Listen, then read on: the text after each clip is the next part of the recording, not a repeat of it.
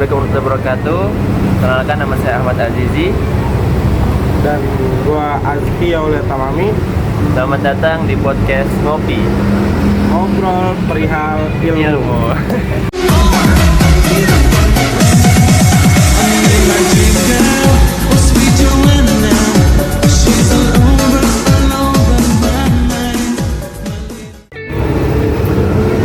Halo semuanya. Sekarang kita akan ngebahas nih keresahan generasi 20-an ke atas, yang katanya kalau udah nyentuh umur 20 itu hidupnya tuh harus sudah mapan. Ya, tapi kenyataannya malah banyak yang justru bingung, overthinking, dan gak ngerasa punya arah. Hari ini kita bakal ngomongin hal yang pasti relate banget sama kita tuh, artinya quarter life crisis, Alias masa-masa dimana kita bingung banget, gue ini sebenarnya ngapain sih? Ayo, siapa yang udah ngerasain? Siapa yo? Oke, buat yang belum familiar, quarter life crisis itu adalah fase di mana atau ketika kita ada di usia 20-an sampai usia 30-an dan mulai mempertanyakan hidup, tujuan, karir, hubungan, dan semuanya. Itu sih gue banget sih, apalagi pas lulus kuliah. Awal kerja itu kayak, ini gue mau ngapain sih? Atau cuma karena disuruh orang tua? Nah, dan seringnya kita itu ngerasa semua orang punya jawabannya kecuali kita. Padahal mereka juga mungkin bingung, cuma gak kelihatan aja karena diselimutin sama postingan Instagram yang penuh senyum dan sunrise. Nah, salah satu penyebab utama quarter life crisis itu adalah tekanan sosial dari media sosial, lingkungan, keluarga, yang mana ngebuat kita itu ngerasa harus berhasil di usia 30-an. Bener, gue aja sering ngerasa teman-teman gue yang udah nikah, ada yang udah punya bisnis, ada yang udah kerja di luar negeri, sementara gue merasa masih muter di tempat ini aja. Padahal hidup itu bukan lomba, tapi susah ya, karena kita kebanyakan lihat highlight orang lain, bukan proses jatuh bangunnya. Dan jangan lupakan tekanan dari keluarga. Saya ditanya di sama orang tua, kapan sih kerja tetap kamu? Kok kamu belum nikah sih?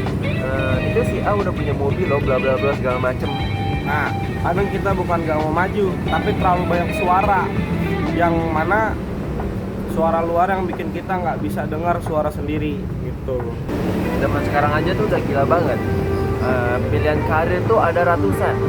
Ada yang jadi desainer, copywriter, content creator, barista, segala macem. Nah, dan itu ironis ya, terlalu banyak pilihan malah bikin kita bingung. Mau jadi apa ya? Terus juga kalau pilih ini takut nyesel, kalau pilih itu takut gagal, akhirnya nggak milih-milih dan diem aja di tempat. Itu karena namanya analisis paralisis. Kita mikir terus sampai nggak gerak sama sekali. Oke, biar makin relate nih, kita sebutin ya tanda-tanda kamu mungkin lagi di masa-masa quarter life crisis. Nah, yang pertama, kamu itu sering nanya ke diri kamu sendiri, apa sih tujuan hidup saya? Yang kedua, kamu tuh merasa tertinggal dari orang-orang sekitar kamu.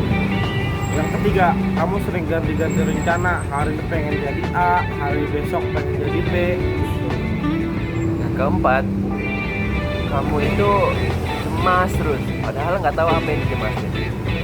Dan yang terakhir, kamu itu merasa capek secara emosional, padahal kerjaannya nggak berat-berat amat.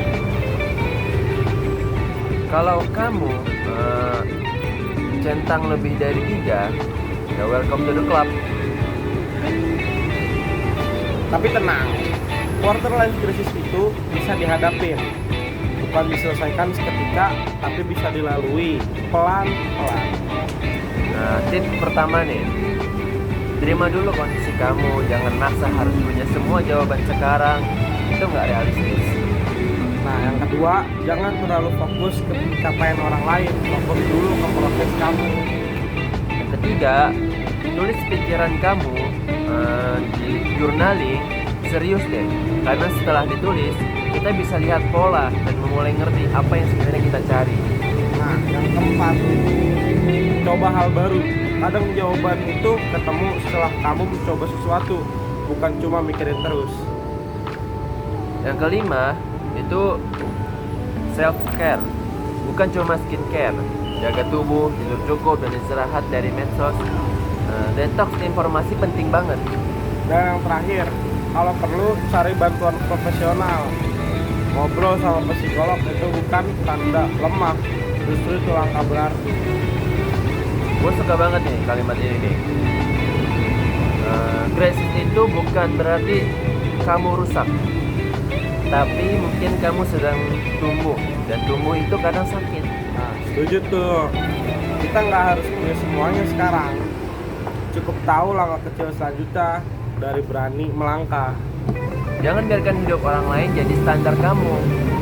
Gak semua orang harus sukses sebelum umur 30. Gak semua orang harus nikah muda. Gak semua orang harus kelihatan bahagia tiap hari. Karena hidup itu perjalanan, bukan konten. Salah. Oke, yang terakhir itu thank you banget nih udah dengerin obrolan kita di pagi hari ini. Semoga apa yang kita sampaikan itu bermanfaat bagi kalian semua. Kita di sini bareng-bareng. Gak ada yang terlalu jauh kok. Sampai ketemu di episode selanjutnya. Tetap waras, tetap hidup pelan-pelan. Terakhir jangan lupa napas ya.